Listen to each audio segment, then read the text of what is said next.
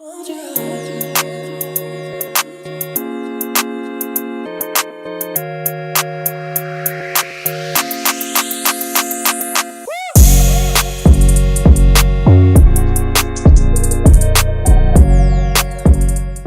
morning, people. Happy Monday, 4th of December. Welcome to United View. Massive week ahead, man.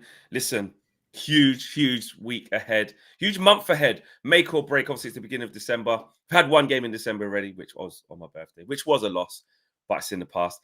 Hope you guys are doing good. Let us know where you're watching from. Smash a like on the video. Subscribe to the channel if you are new. Julio Mendes, straight to the point. Julio's not messing about. Says Ten Hag out. Big capitals, wow.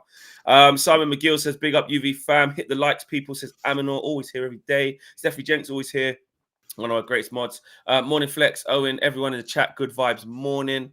Who else we got? Oh, we got Captain Caveman watching from Peckham. Geordie Toon for life. Oh, yeah. Yeah, the Geordies are in there. Morning, lads. Hope you're both well. Well, you know what? I'm going to take that as a away from football thing, Geordie Toon for life. You know what I mean? Just good morning.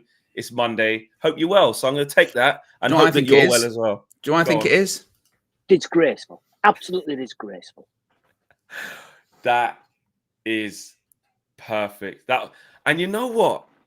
I made a note.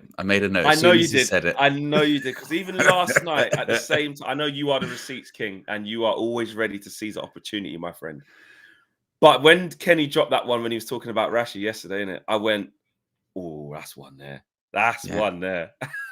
Disgraceful. Absolutely disgraceful. It's like the Arteta one. It's like they go, right. It's like they've gone into a booth and they go, right, ready? And they just give you it.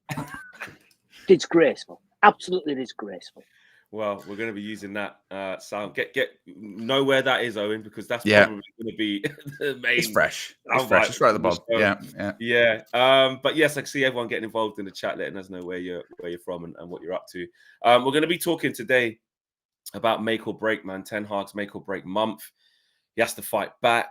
There can be no excuses because I feel like the type of games we got coming up, they could be really tough defeats to take if they go in the manner we think some of them could go in this period. So yes, some worrying signs, but as usual, a chance as well for some sort of redemption, a chance to settle the ship, a chance to, I don't want to say start our season. I feel we've been saying that since August, but we're beyond that. There's no season's going to start when this happens or when Martinez comes back, it's this, or when Luke Shaw gets back, it's that. Forget all of that. It ain't that. It's about firefighting. Clearly, it's going to be a shit season, but there's a chance. There's always a chance to turn things around. Until there isn't, there is.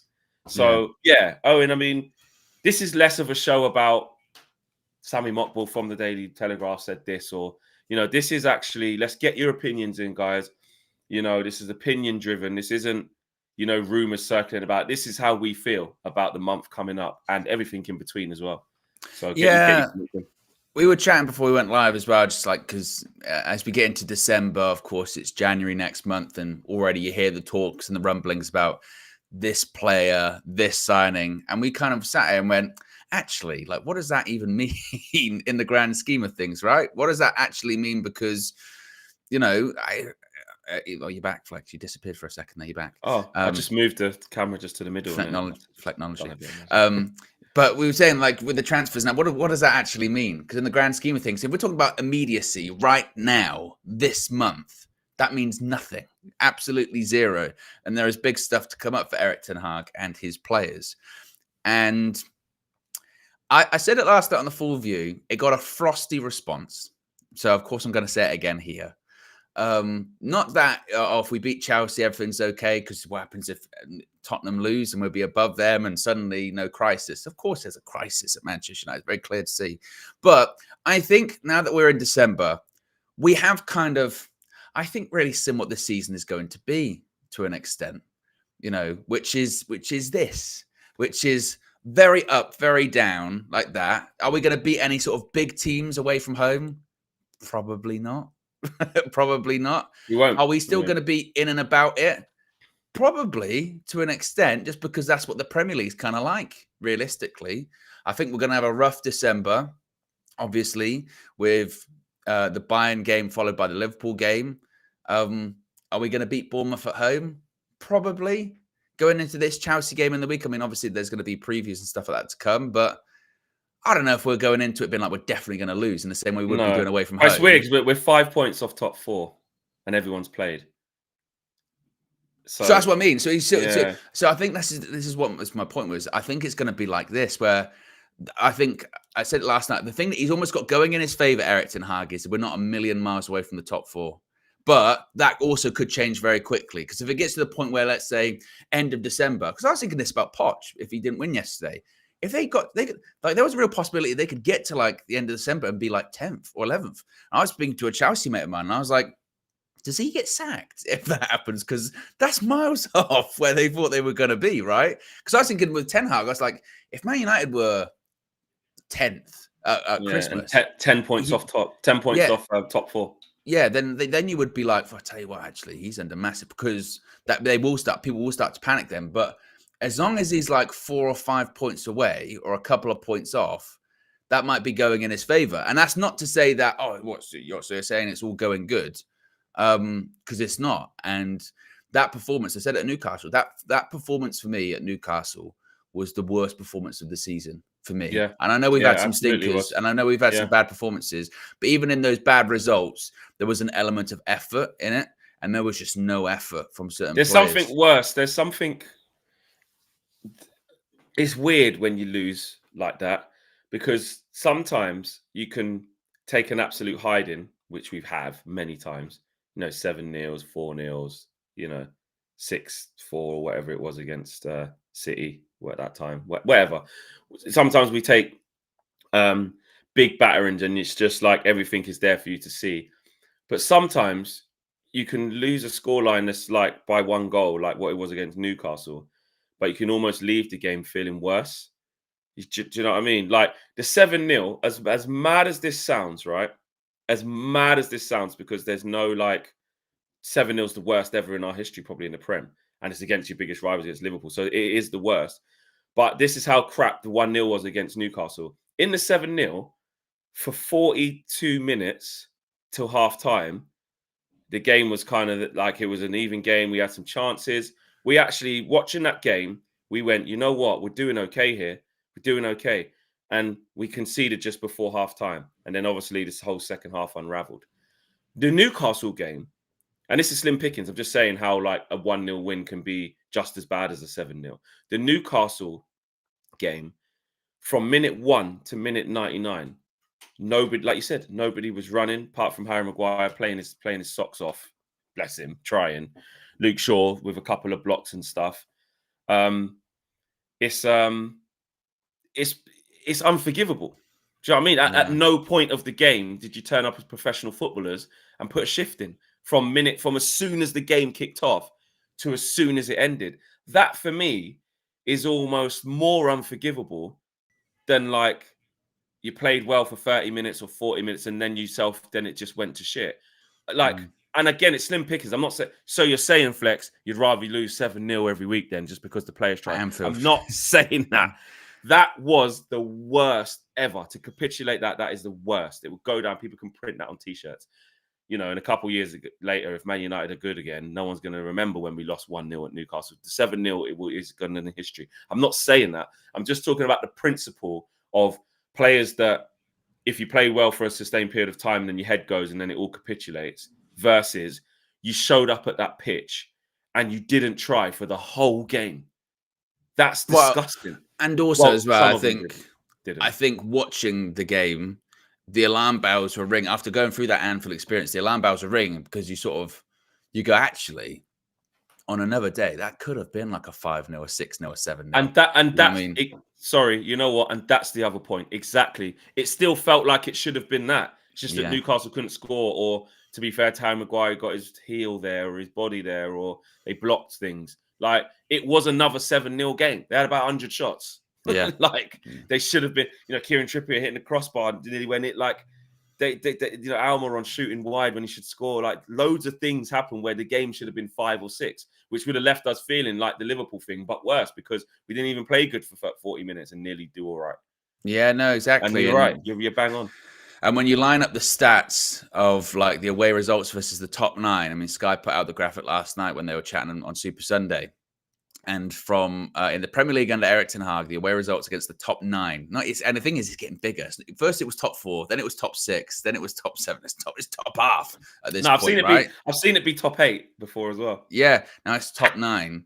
And it's, Brentford away 4-0, City away 6-3, Villa away 3-1, Arsenal away 3-2, Liverpool away 7-0, Newcastle away 2-0, Spurs away, a draw, which, by the way, should have won that game as well. We conceded, was it 2-0? Oh, yeah, 2-0 up at half time. Yeah. Gonna get flipping thingy sacked. Who was exactly. it? Well, Ryan Mason was in charge. Ryan Mason was in charge. The interim was one after that. His interim had been gone, wasn't it? Brighton away 1-0, Spurs away 2-0, Arsenal away 3-1, Newcastle away 1-0. And that is when you get into the territory of, when we say like Erik ten Hag doesn't help himself, because when you've got all of those results lined up and then you come out after the game and be like, we were unlucky. Garnacho had a chance. We had a goal ruled out of offside. Everyone just got sort of goes, Eric, mate. Like, it's shit. Like, it's not good. Like, we know as fans, I mean, we do previews on here. We talk to other fans. We, get involved in the comments. And every away game, it's not even to be pessimistic or all that kind of stuff. But like, whenever we have a game away from home in the Premier League and they go, how do you think you're going to get on, United? You go, I don't know. But you have to put on a brave face and go, I think we'll get a win. But, like deep down, well, if the opposition scores first, we've probably lost. Even if we're 2-0 up like we were at Spurs, that's not to say that we're going to win. Of our results in the Champions League this season, we've played away from home 3 times. We've lost all of them as well. So they might as well be considered sort of top 10 clubs in the Premier League, right? Yeah. So that adds to it as well. When the going gets against anybody good, decent, good, obviously elite, we know we'd lose. Very good, we know we'd lose. But like, even just anyone decent, like, and that Barcelona thing, like, because we do this a lot, and I'm guilty of this, and Eric's guilty of this, because he said some press conference, but he goes, we showed it in the new camp. We beat, we drew. We didn't even win the game, but we drew 2-2 with them in the new camp. And you go, okay, that's one game versus like a 13 or 14 without when we can't focus on that one and be like, when the rest, it's like, it's lopsided. It's really lopsided. And don't get me wrong, me saying these things, and this is going to sound very, hypocritical, contradictory, however you want to put it. But again, looking at that stuff, I still don't say get rid of the manager. I don't, because I don't see that. Again, I don't want these players to win. And my biggest concern and my biggest takeaway at the weekend was, despite the fact that we were rubbish, we were terrible, all that kind of stuff, is I feel like the players have stopped now. And I feel like, when you're in what they call it, the death spiral, where it's the beginning and you know where you're going to end up. Yeah, what's going to happen. And I don't know how long it's going to take to get there, but that's my worry. And that's why I said earlier on, I think the thing that he's got going in his favor is that as long as he's in touch and distance, and with all of this Ineos stuff that's going on, he might have that. He might have that in that back pocket where they go, wow, he's still within distance, couple of games, turn it round, blah, blah, blah. He might have that, maybe. But it doesn't look good. I agree to some extent, like, you don't want the players to win. But I'm finding it more and more difficult, like, when I look at what Ten Hag's doing, though, or lack of, like, from a managerial perspective. Like, the players is one thing, which we say all these players will get you sacked. And that bit's true. Like, the mainstays that are true. But so why is it, you've bought players to change the squad, haven't you? You've bought a lot of players. Some are injured, some are not. A lot of the signings are injured at the moment. Yeah, a lot of his signings are injured. But out of the ones that would start, Mason Mount, he was fit for a little bit and you weren't starting him, where you're just hoping that you could feed him back in to get him to that starting point. Then unluckily he got injured. I'll give you the benefit of the doubt. Malacia is never going to start. Ericsson. Well, his midfield that he started last season is gone, isn't it? Casemiro Ericsson's gone. Lisandro Martinez is gone. And I'm not leaning on the injury things because we played a team on the weekend who've got 13 injuries and they smashed exactly. Because Amrabat, Højlund, Anthony, if you're saying you're going away to, let's be honest. Actually, here's one for you. Let's be honest. Those types of players, those three, if you're saying you're going to war, you're going to play in a physical place, you need effort, you need grit, those three, with the thinking behind why he signed them, they've got to play then in his vision. Well, vision of a new Man United, you're not going to play Martial, who don't run around nowhere. And when you're in the most physical and intense of environments, you try to rely on Martial. You don't do that. Everyone knows that. Roy Keane went in on Martial, and he was right to do it. Like, this is a player that, hasn't completed 90 minutes in ages. This is a player that has gone out on loan, couldn't do anything, come back. This is a player who, let's be honest, his career has petered out at Manchester United. He's just waiting for it to end. Yes, he did okay against Galatasaray. Everton. Was it Everton? Who did he do all right against? No, Højlund started. Right. Yeah. So he done all right here or there. Yes, there's a little touch, set it, here or there. But let's be honest, Martial's crap now.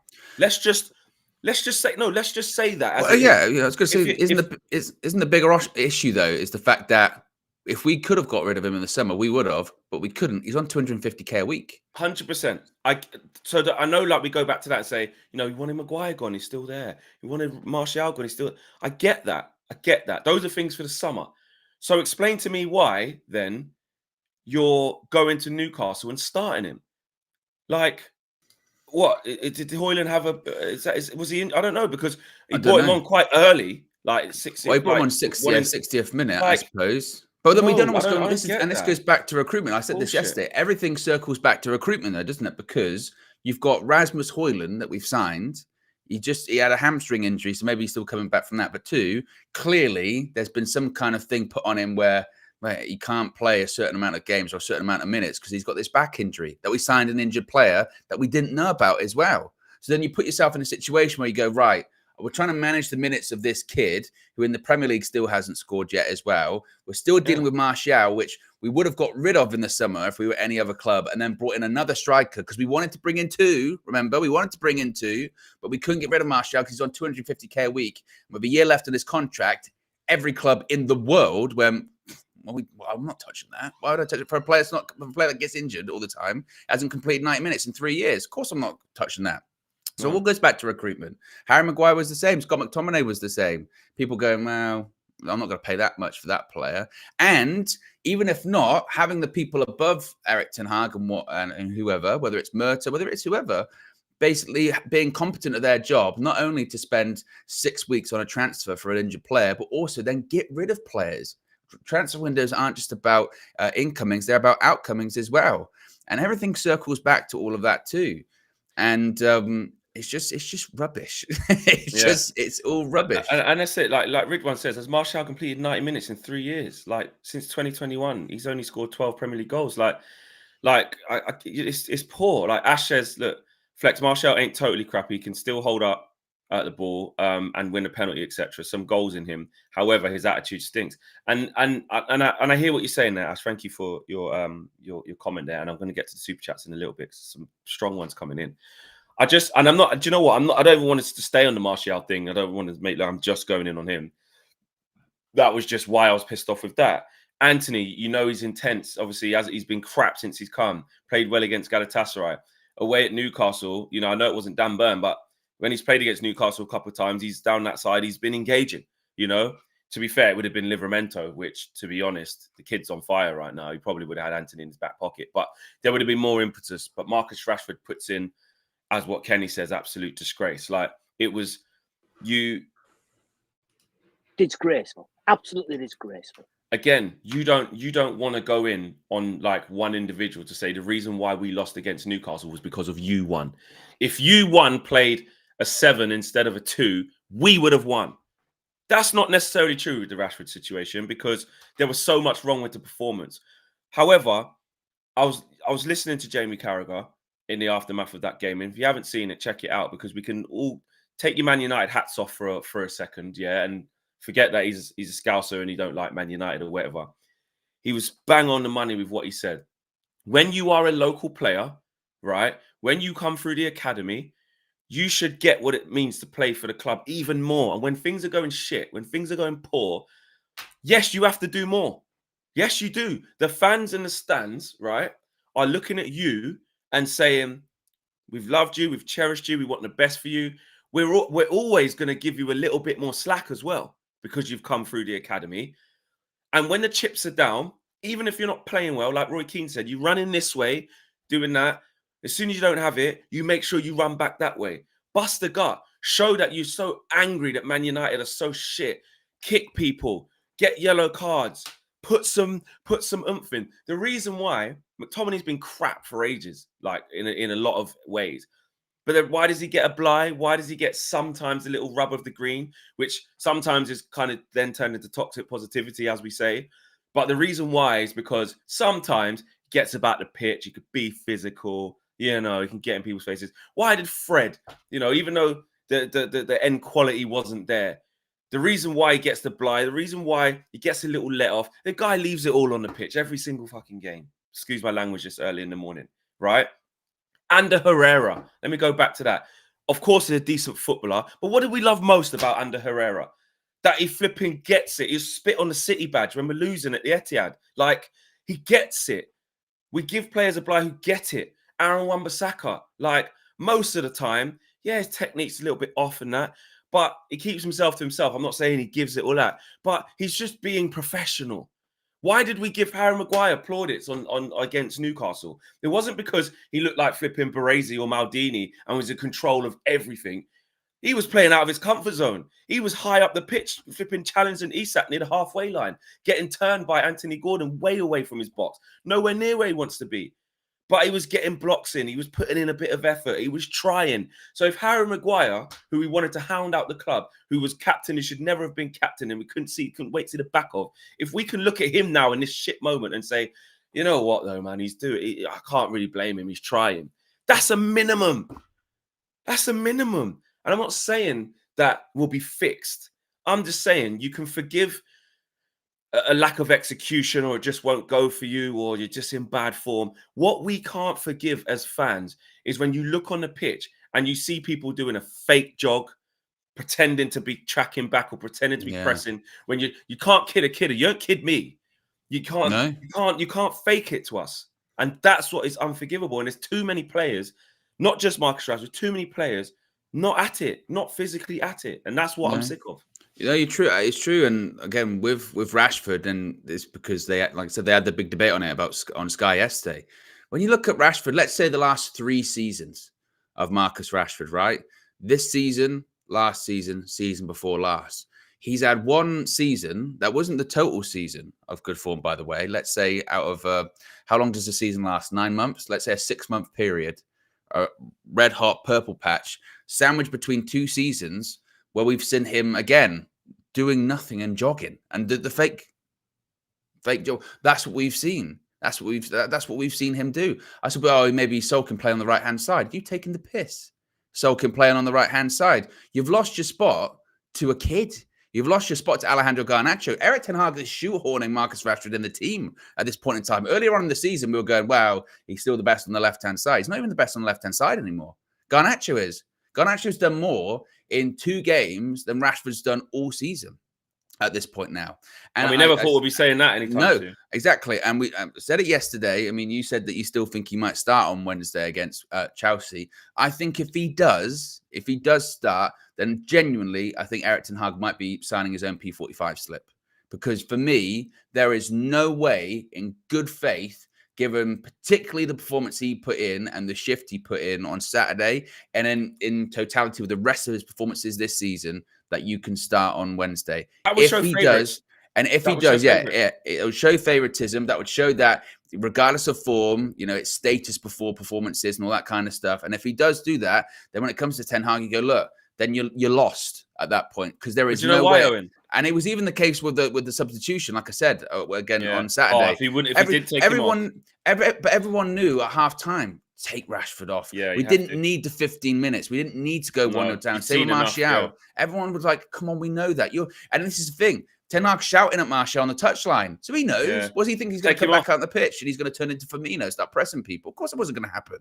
What do we think? So for me, honestly, Wednesday, it's a critical game, not just in terms of the result, but that team selection, when that team news comes out, if Marcus Rashford is on that team sheet, then I think, people have started to turn anyway. But I really think a lot of people that are like, I want to support you, but if you do this, Well, the only way, and I tell you that now, right?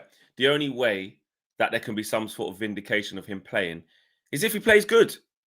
If he plays good and we win, like that's the only way Ten Hag can.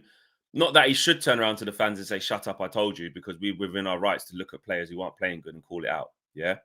But if he does start, like you said, you're 100% bang on the money, there will be uproar because he doesn't warrant a starting place. Now, but the reason why I say I think he'll start is because of what Ten Hag showed us before, is because of the track record. We've seen it with we've seen it this whole season, this consistent theme of Bruno Rashford. Let's just be real. The Bruno Rashford thing has been a thing all year. Bruno's picked up, to be fair, in the last few weeks. Maybe last month or so, he has. I'll give him that. So again, Ten Hag wants to get to that point, like where he plays. Here's my thing. I think Rashford and Bruno are untouchable.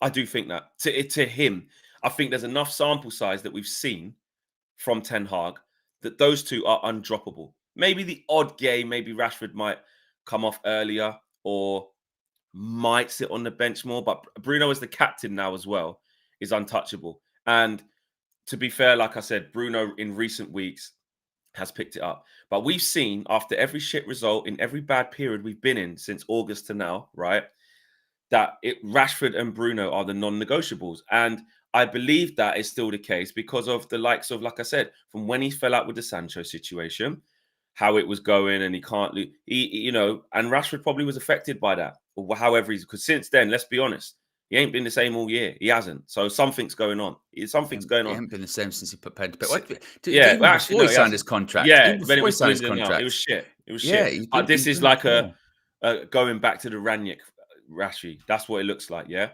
But Ten Hag, every single time, has made it very, very clear when he doesn't even have to back him as strongly as he had with words, in pressers, in post-match games. Every time, I'm confident he's going to get back to it. This is why I pick him every time. Like blind backing, when, like you said, Owen, you could be right in the beginning of your own P45 because technically what's happening here is there's a manager who's shown a lot of faith in this guy, by the way. Like Ten Hag has shown more faith in Marcus Rashford than we all have because we're like, nah. The same how Anthony's stinking up the joint, get out, try something else. We're not standing for that. But Ten Hag's putting his hat on this. He's saying, listen, I know the noise around this, but I'm telling you guys, he will get back to his best. I'm telling you guys, I believe in him. I'm telling you guys, I'm going to keep picking him every game. So by doing that, and we're seeing how he's repaying Ten Hag or lack of, I don't think Ten Hag's got the balls to basically undo that and say, I'm not backing him anymore. He should absolutely be selfish and say, I ain't letting you get me sacked. I ain't. Or I'm going to at least show you to let him sit on the bench, not start for 2 or 3 games. See how he responds. We don't even know. I get it. I get it last season, and I get it at the beginning of this season because it was the fact, like last season, if we don't play Rashford, chances are we're not going to score goals. Well, I get it. I get it at the start of this season of going, yeah, he's not really been the same, but we get that back. But it's been a while since he played well at this point, and we've tried all of the different options with him. We've tried playing him through the bad form. We've tried playing him on the left. We've tried playing him on the right. We've tried playing him through the middle. Nothing sticking. Nothing sticking. And at this point, now it gets into the territory of take him out the team because he's a detriment to the team. You are playing with 10 players if you're playing Marcus Rashford. At the weekend, and again, it's not to be like it was all on Marcus Rashford because, again, to a man, maybe apart from Maguire and Shaw, we were terrible. But we have seen, like, you're playing, even against Everton, I know he scored the penalty, but it felt like at points going, I feel like we're playing with 10 men. Like, really. Because it wasn't good against Everton. That's the reason Bruno even gave him the penalty because he's shit. He's like, maybe I can give him this goal and he can do something. And what's he done since then? Missed Galatasaray, had a whole week off, like Jamie Carragher did say as well. You didn't play midweek. You didn't travel. What's your excuse? Why can't you run around until you're blue in the face at Newcastle for 100 minutes? You didn't play midweek. You didn't play. So what's your excuse? And you got given a penalty so you can get your confidence up. It's Bruno even saying, he's going, Rashi's been way off it. For us to be a better team, we need to get him going. Let me give him this penalty. Maybe that will try. Even Bruno's doing it. Honestly, if he starts, like I said, he's going to start, Owen. I'm telling you, he's going to start. And like I said, if he starts that match, you better shut us up. Oh, yeah, you better. have to. Do you know what I mean? You better be chopping inside of who plays right back for them now. I don't know, Gusto or whoever it is. I don't know who plays right back for Chelsea at the moment. Reece James will be back. Oh, is he back? Right. There you go. Suspended. You never know what you're going to get with Reece James. But there you go. Decent player to get past. And if you're not on it, he's going to fucking dominate you. Yeah. You better chop him up. You better score. You better be on it. Assists. Even if you don't get assists, I better see fucking effort from you. Because if not, you're in massive trouble. Because this is a home game now as well. Because again, that's another thing. I think Erik ten Hag again will be like, haven't had a home game for a while. It's a big game under the lights. Because he's got to think like this, to be fair to him. As the manager, he must always think, this game could be the turning point. I've got to get him going like this. Do you know what I mean? So, but you'll be ready to die on that sword. There's loads of super chats, guys. Let's get these out. 1,100 people watching, 132 likes. Let's do it in stages, guys. Sorry, I've been venting this morning. It is a therapy session. Actually, Avelino, speaking of therapy, he hit me up because Flex, when am I coming in? When am I coming in? So I think that's potentially happening on Friday, another United View UV therapy session, because it's going to be needed. And after what happens on Wednesday, I don't know what that show is going to look like on the Friday. Getting ready to face, I think, Bournemouth. So yeah, another one of those coming. Game Fanatic says, real question. At the moment, is Erik ten Hag? Why is Erik ten Hag better than Mourinho? Sort of saying what? So what's the difference? Says Game Fanatic. Thank you for the contribution. Big contribution from Kishan as well. Thank you, Kishan. Really appreciate that. Thank you for supporting the channel, my friend. The outfield players on Saturday were not signed by Erik ten Hag. These are the same players who have stopped playing for multiple managers. Instead of sacking the manager, sell high-profile players like Rashford, make a statement. I've said many times, until we look back at our team and we don't recognise all the players, you're right, we're going to get the same outcomes from the same bunch. I do agree with that. Nem Green, big contribution as well. Thank you, Nem. Thank you for supporting the channel. Disgraceful performance. I can't judge Erik ten Hag because we have too many players that need to go. How can you get results when players can't be bothered to put in a shift and play with some passion and desire? Look at Spurs. Joke. Absolutely. That's true. I get that. The players have been pathetic. And you do look at Spurs last night, and they got to hold your hands up. But like I said, it'll be me and KG. Well, we've got Flex and KG show today. We might have to, our clips might be have to issue in certain apologies. We might have to say sorry, because exactly that. How can Spurs go to Man City, right? Man City, right? With Emerson Royale and Ben Davies centre backs. High line for life. It's typical United, isn't it? It's typical United because Erik ten Hag did inspire these players. He did it at the beginning of last season when we played Liverpool, and for those couple of games, But at home, though, I'm talking about away. Yeah, but away, you go to that ground. This is my point. But like every Man United manager for the last decade, that inspiration lasts a few weeks. Yeah. You know about that? Exactly. Same with Ralph. It lasted a half of football. Jose, it lasted for maybe about 12 months, something like that. And in Spurs' defense, obviously, I'm going to pile in because of DR Sports, Abby expressions. I want to. That's what I'm in such misery. You got to laugh at any. That's the name of the game. But when you're looking at it objectively or subjectively, what's the one where it's not fact? Calm. What do you mean? When you're looking at it objectively or subjectively, which is the one where it's there's no bias, objectively. Yeah, let me just check that one with you because I know you went to uni. When you're looking at it objectively, they're doing the high line thing with no players and all that. It was close against Villa. Do you know what I mean? It was close. They're competing in the games. They're not just rolling over and dying. That's what we're doing. That's what we're doing with most of our players available. So that's why I don't want to hear it. Ray Carl Brown Big up to you, bro. Always present, always supporting the channel. Says for me, the player and the culture is the main problem. I went on the Manchester United website and I see most players of Oli and Jose players, and you wonder why we're crap. I get it. I do agree with that, Nem. I do agree with that. Sorry, Ray. I do agree with that. Nem Green also says Rashford and Martial wasn't even sweating when they were subbed off. Yeah, exactly.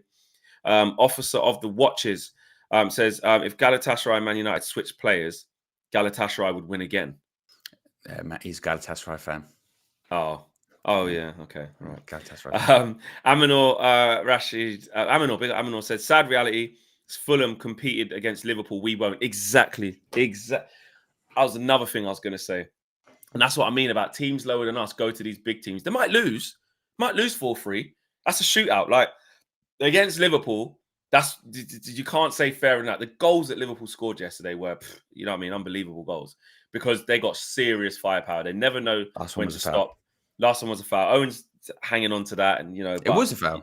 Okay, fair enough. It was a foul, but so they got done. So really, there you go. It should have been 3-3. So Aminor, his point stands even more. They got robbed in the last minute. If it should have been a foul on Deckard over Reed, I think you said. So, but cool. You can go there and you can compete. That's Fulham. Fulham, let's be honest, are bang average. Let's just be real. You're talking about Tete and Harry Wilson and bloody Vinicius up front, or Jimenez, or old school Willian. You know what I mean? Still got the same Macy Gray afro. All right, Paulinia's wicked. I even know Iwobi. Huh? I even know that it's. Oh yeah, of course. I gotta walk away from that man. Gotta take me. Macy Gray, isn't it? Macy Gray. Anytime I look at Willian, I think of Macy Gray. Yeah, helps out any Macy Gray fans in the chat as well. Big up Macy Gray, legend. But you get what I'm saying. He's right. Like teams go. I saw Brentford go there. Game's kind of close. And Buemo had a couple chances, nearly scored. We won't go there and do that. We won't go there and do it. And that's why I said Newcastle United looked like they were playing Sheffield United at home when we went there. Kishan, another super chat says, Eric Ten Hag has been told by the powers above he has to play these players. He set the standards last year, and these are not it. It cannot be every manager playing favourites. These are club favourites. He thinks there's something higher than that. Baraf says, technical quality of our midfield and attack is very low compared to other top 8 teams. If the team is crap, McTominay is the laxative. Wow, strong words. That's true, though, about the technical ability of our midfield. You've skipped a couple, by the way, Flex. Oh, yeah, cool. Yeah, I have it. I'll go back. Show says, bit late, but watching the Beckham documentary recently. Yeah, if you haven't watched that, make sure you do. Makes me dislike the current players so much as it's so clear how little they respect the badge. Yeah, exactly. Different breed of professionals back then. And that's why when we do the old, you're just an old fart, I'll stop looking back, when I say how crap football is now compared to the players and mentality that it was back then, watch that documentary and you see some of the characters that are in it and how they deal with certain situations, and you'll get your answers. DT, I haven't seen you for a while. Big up to you. Says, hi, Flex and Owen. Why do you think Ten Hag doesn't play Amrabat as a 6 and Mainoo as an 8? I know McTominay scores, but doesn't do much else. I think his justification at the moment, I think, will be that, well, you've got midfield injuries. Because that's what he'll say. Because he'll go, we've got Casemiro, Eriksen, and Mount out injured. For me, though, I'm at this point where I said, play Hannibal.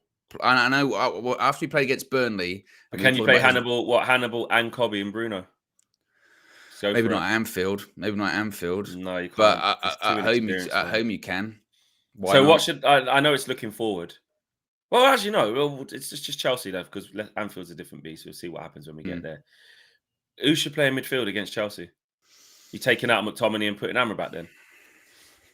Amrabat, probably, Amrabat, Bruno, Mainoo. Yeah, I'd go with that. I think genuinely the only reason he's been playing McTominay is because the fact that he offers really nothing. Look what he done against Galatasaray. Little goal threat. He'll go gets a goal. He'll go. Brentford got a couple of goals. Sheffield United got a goal. But we got more chance of getting a goal if we're more solid in midfield and can impact the game. I'm saying change the tactics completely as well, because again, this midfield, the way that we're set up at the moment, it ain't working. No. And that's irrespective of personnel. Start of the season, it was the same. Casemiro, Mason Mount didn't work. Any combination we've had this season when we've won games, It's not working. But that's just it, because obviously we're saying, like Mike says as well, and we're kind of trying to lean towards, because McTominay's been shit now, and we want Manu to keep going, and we want Amrabat to get a bit more game time. We're now saying do Kobe, Amrabat, and Bruno, but we'll play it against Chelsea. We'll go, oh, look at it. What do we? And you're right, it's back to square one again. Aditya, I've done that one. Cladder Clan says, I know we are dreadful at the moment, but got to say, I love the content. Keep it up, please. Glory, glory, United View. Yes, we'll always be here. Obviously, for good or for bad, we'll always be here. This is what we do. And the community will always keep being amazing as well. So yeah, big up to you. Really appreciate that. Been a member for 3 months as well. You have as well. So yeah, thank you for your support, man. Baraffin says, technical quality. Yes, I've read that one because I skipped through. Game Fanatic says Spurs drew City with a back four of all fullbacks. Yeah, exactly. Porro, Udogie, Ben Davis, and Emerson Royale. Yeah, they're all fullbacks. None of them are Ben Davis has got experience of playing sort of in a free as like a left centre back. But other than that, Emerson Royale's got no business. He's got no business being there playing centre back away with Haaland. You know what I mean? And yes, City, again, it wasn't perfect, but you like, I think, who was saying it with Avellino about the way you approach things? He was like, he believes in life that luck and outcome are linked. Like, if you do the right things more often than not, and you play well, you buy the best players, you try hard, basically you make your own luck. You make your own luck. And you got to say, with Spurs being honest to their principles, yes, Alvarez hit the post. Yes, Haaland missed some sitters. Yes, somebody else hit the Doku. That could have gone over the line. They rode out moments where City should have been clear. Yes, to keep the ref flipping blue when Jack Grealish was one-on-one after giving after playing advantage. Actually, no, forget. Oh, he should never. I know that you don't want to kill people's livelihoods and say cancel people, but reffing at this level, if you're doing that, that's just like, bro, like what on earth? But it's an interesting point. It's an interesting point you bring up though with that, because obviously we're bottom in terms of like VAR decisions against us this season. But like you say, you make your own luck. What have we made? Yeah, exactly. Do we deserve to have that rubber the green? We don't force we're just exactly. We're sitting there, not being intense enough. Being passive, just letting the opposition come again, have loads of shots. So who's more likely to get the luck if that's happening? The team in the ascendancy. Yeah. More often than not, they're going to get one where they get the Gordon one where it's like he can't miss. Here's a tap in. We've been lucky against the woodwork. We've cut in. It's hit off someone's heels. If we keep going like this and keep pressing, like Eddie Howe would have said to them at halftime, keep your intensity high. It will come. Yeah. It's like the Sir Alex principle, isn't it? The Sir Alex principle when he goes, I'm a gambler, so last 15 minutes, I'll throw everyone forward. And basically that's a mindset of, if you go for it, chance sometimes it might not work for you, but if you roll the dice and if you really try and win games, chances are you'll get that bit of luck because you're trying. Exactly. You're trying to win the game. Exactly. Kishan says, Ollie couldn't do it at home, but broke the away record. Eric Ten Hag nearly went a season at home unbeaten, but can't do it away. It's the same players. Yeah, it's true. And really, when Ollie done the away record, by the way, we all said, it's got an asterisk over the top of it, isn't it? There were no fans there. We said, says a lot. I remember rocking up at the Etihad with Dean Henderson in goal and we scored that breakaway goal. Henderson threw it out to Luke Shaw. Luke Shaw drove with it, got a give and go, slotted it into the corner. He ain't doing that in front of 65,000 people at the Etihad. Do you know what I mean? We wouldn't perform like that. We wouldn't. Do you know what I mean? So says a lot. I don't want to hear it. Like you said, just how Liverpool get the asterisk for winning the league in that thing. Yeah. There were no fans, mate. There were no fans. There really wasn't. Which says it all about that group of players. Exactly. It tells you exactly what it is. They can do it when the pressure's not on and nobody's watching. Basically, that's it. Exactly. Where every game felt the same. It was neutral, wasn't it? There wasn't no home or away. It was weird. It was a really weird time, COVID. So exactly right. Nathan Joseph says, yes, we have players from the past regimes who have gotten managers sacked, but the fact Eric Ten Hag has to turn to them because his signings can't be trusted to perform is damning indictment on him. And that's the bit where you kind of shift it back. Yeah. You sign these players and your faith is so little in them that three key ones like Højlund, Anthony and Amrabat that should have been key players where realistically, if they did what they were supposed to do, or the manager was happy with what they're doing, Newcastle away, they're playing. They're the games where we say, oh yeah, Amrabat when it's them tough away games. That's what. Wind it back to August. Yeah, put him next to Casemiro. You know, I know Casemiro's not here right now, but you know, even him, you know, run around, tackle, yeah, get it. Newcastle away, Liverpool away. Oh yeah, you need him. You know, Højlund. Okay, cool. We might be managing the injury, but essentially, again, that's why we need a striker we just need a striker for every game. Anthony.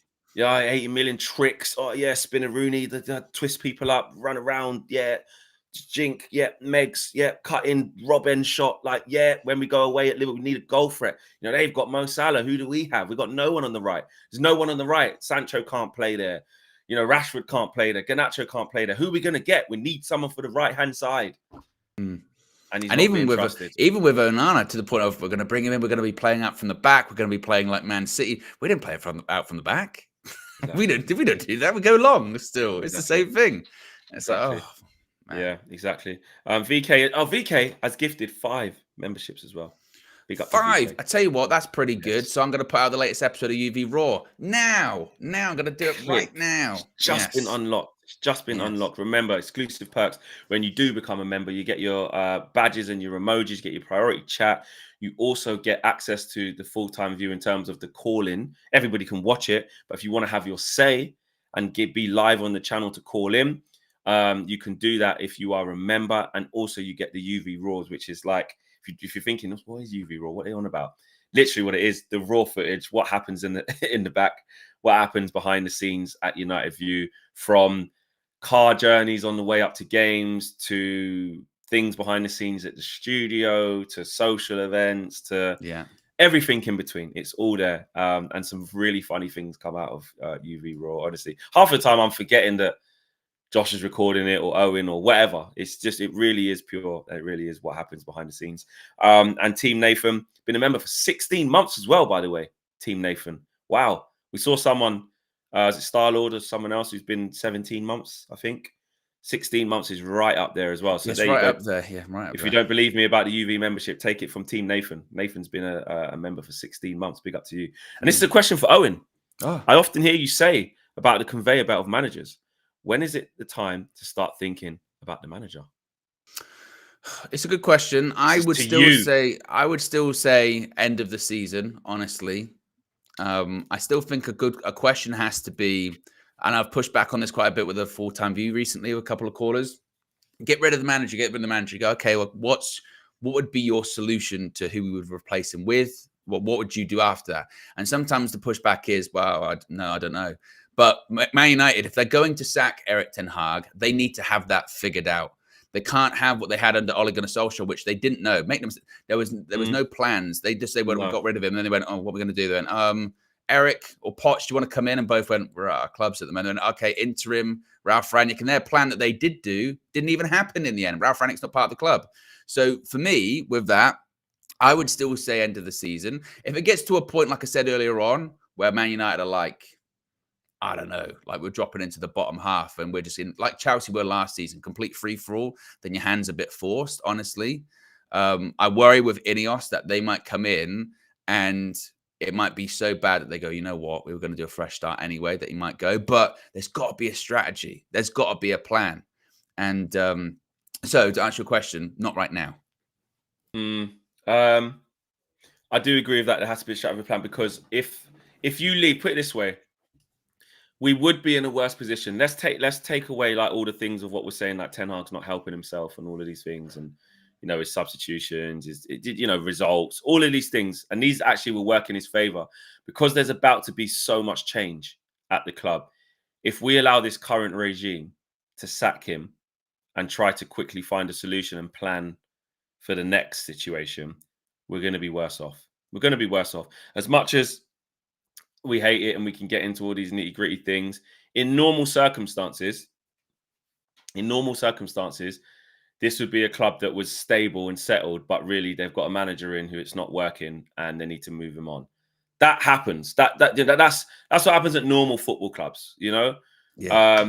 You're stable and you do have a clear vision and a plan, and this manager and what they're doing is not fitting into what you want. It's not fitting into the principles you've laid out. So all you need to do, and I know it sounds easy, it's still a big job, but the main thing you need to focus on is everything else is there above. We've got our roadmap. We've got how we scout players. We've got how, you know, the good revolving door and healthy situations where we let players go for good money and bring in players. Everything's fine. We've got a good transfer budget. Everything's above board, you know. So let's focus on finding the right guy for the job. If that was the case at Man United, maybe Erik ten Hag might not even be here now.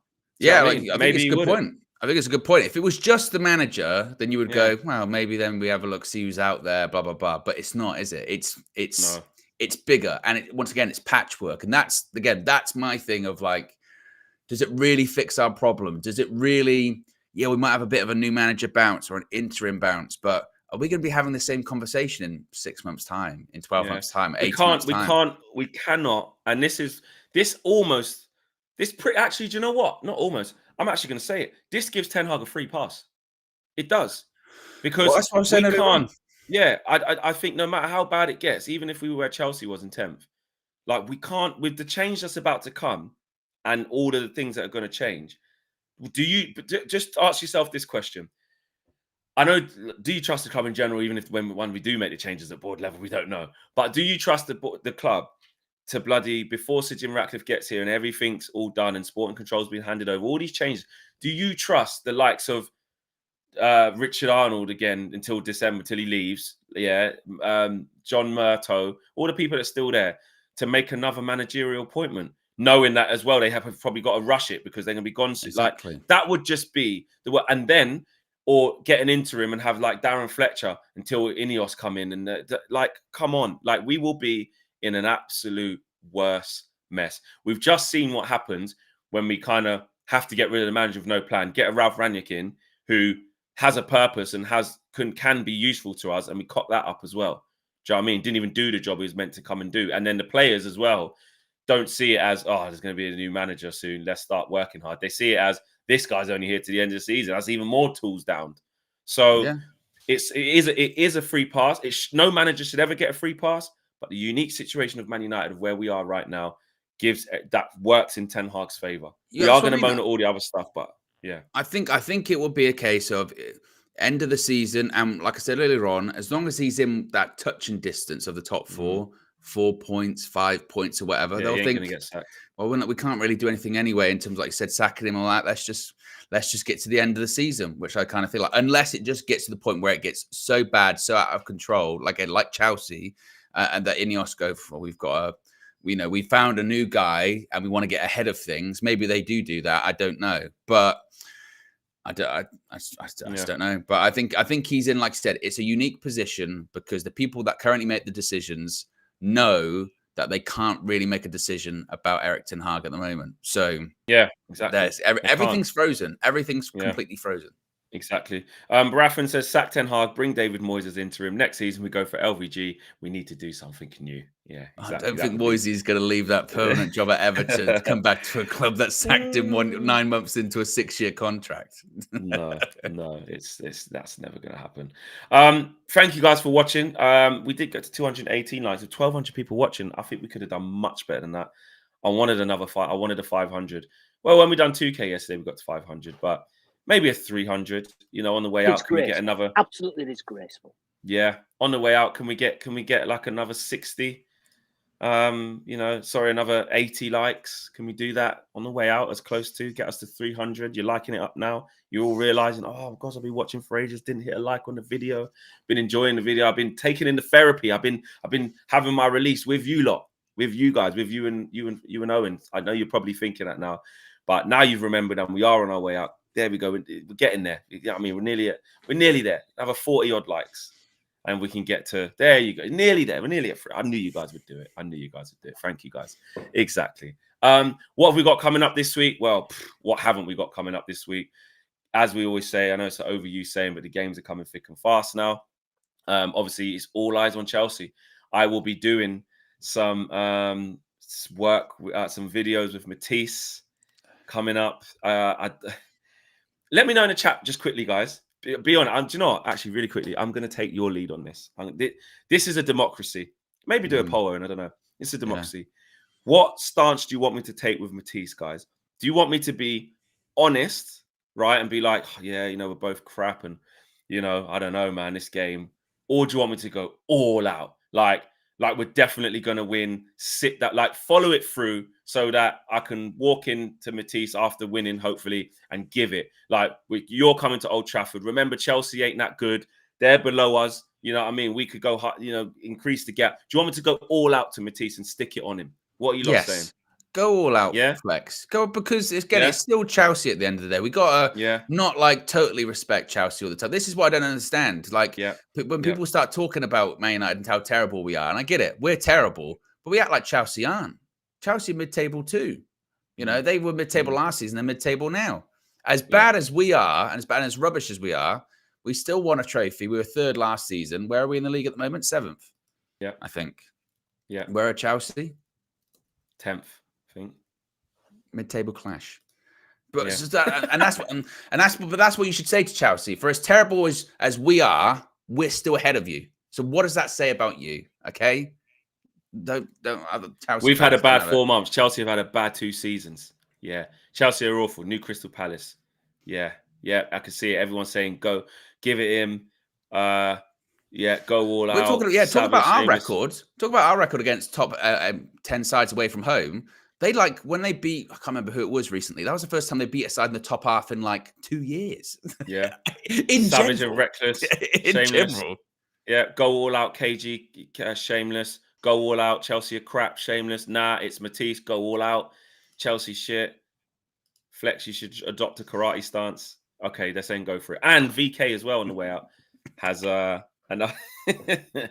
has gifted another 5 memberships as well. So VK gifting a grand total of 10 memberships today. Really, really, really generous. So big up to all the people who have just been gifted memberships. And point taken, when I record with Matisse today, I will. To be honest, guys, Christ stance. Don't. Karate stance. Yeah. Correct. Yeah, I know. Yeah. To be honest, you're probably going to look at the video and go, Flex. Oh, we said go all out, but don't. Come on. But you can't. Flex. But can you just? Absolutely disgraceful. But Owen, you as well, and you in the comments. Can you all agree that when you guys look at the comments of this preview when we put it out, don't be in there saying, "But why did you go that strong?" Like you're telling me go all out. So here's an example. I'm going to tell you things like, what you think? Watch what Rashford does. Watch what he does. Like, let's not go crazy. No, you said go all out. You said be shameless. You can go all out without. You can go all out without doing that. You know what I mean? Why? Enzo Fernandez, 120 minutes. Watch what Bruno does. The real watch. Yeah, watch what he does. Fine, do that. Hoyland, what? And you know what? On your watch, Hoyland's going to get his first Premier League goal. That's how shit. Yeah, we're going to do. There you go. Right? Yeah, do that. Yeah. You can do that. Anthony, you've been cussing him for time. Watch him cut in. Robin style. He's gonna arrive. Go. Anthony, go better than Mudryk. Done more than Mudryk. So all of that, you want all of that. You know what I mean, do stuff like that. Just don't be like saying the Rashford. Do you saying the Rashford one? Yeah, or like Martial, go or Thiago Silva. Oh, I don't know about that. Harry Maguire, put him in. Let's just keep it. I mean, everyone said no. Chalaboy, no. Don't say that, man. Yeah, it's like there's limits. All right, you can go strong without being crazy. You know what I mean? Yeah, like Greg Frost says, this video will be essential. Exactly. So basically, that there's the previews coming, so make sure you check it out. Anyway, guys, take care. We'll see you again soon. Plenty to come. Flexing KG show today at 3:00 as well. Live. A lot. Yeah, we're gonna. Is it live, Flex? Apologies. Is it live? Live. And it's live. It's live. Yeah. At 3 p.m. And you know what? Me and KG are going to go in. We're going to have a lot to talk about, and we're going to issue some apologies. We have to. Oh wow. We have to. Anyway, take care, guys. Peace. We're out of here.